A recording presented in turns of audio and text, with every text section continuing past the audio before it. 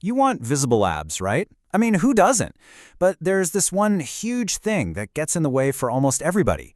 And spoiler alert, it has nothing to do with how many crunches you're doing. You guessed it. It's hunger.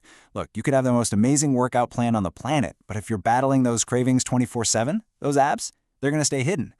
The second you start cutting back on calories, your body just screams at you, right? The hunger signals go into overdrive, and it feels pretty much impossible to stay on track. And that's what creates this super frustrating cycle. You get all motivated, you're like, okay, I'm gonna get lean. So you start eating less. But then, bam, the hunger hits. You feel totally deprived. And sooner or later, you just give in. Next thing you know, you're right back where you started. Only now you feel kind of defeated. It's like being on a hamster wheel. Okay, but what if we've been looking at this all wrong? What if the goal isn't to wage war on your hunger, but to, outsmart it? What if I told you that you could actually eat more food, feel totally full and satisfied, and still get that lean look you're going for? Sounds crazy, right?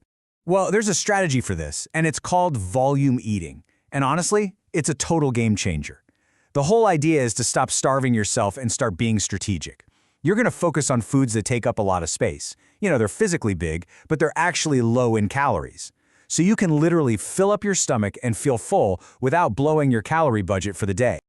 A really cool way to think about it is this little phrase, eating water. It sounds a little weird, but it's such a simple and powerful concept. You're basically filling yourself up with foods that have a ton of water and nutrients in them. That's what gives you that satisfying, full feeling, but without all those extra calories tagging along. So you're probably wondering, okay, how does this actually work? Like, what's going on inside your body? Let's break down the super simple science behind it. Okay, so here's the secret sauce. Your stomach has these things called stretch receptors. When your stomach physically expands and stretches out, it sends a signal straight to your brain that says, hey, we're full down here. You can stop eating now. See, your brain doesn't have a little calorie counter. It's listening for that physical signal, the volume in your stomach. And volume eating is all about using that biological trick to your advantage.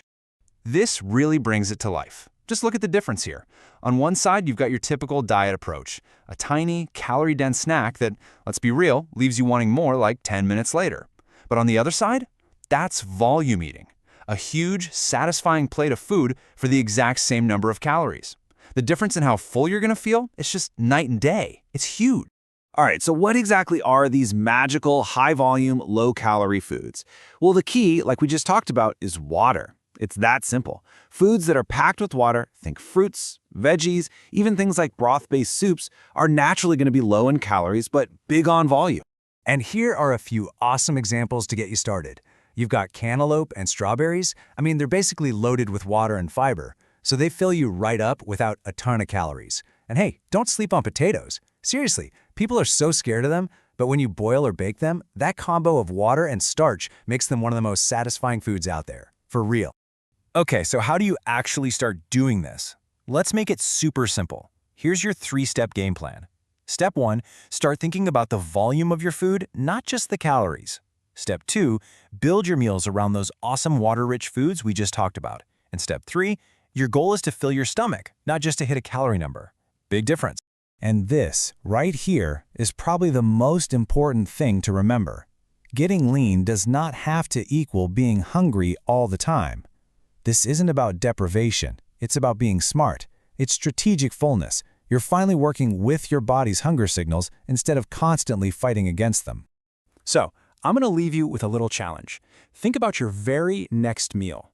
What's just one simple, high-volume swap you could make? Instead of that handful of chips, what about a big bowl of cucumber slices? Instead of a couple of cookies for dessert, how about a massive bowl of strawberries? Just think about it. That one little change, it could completely change how you feel for the rest of the day.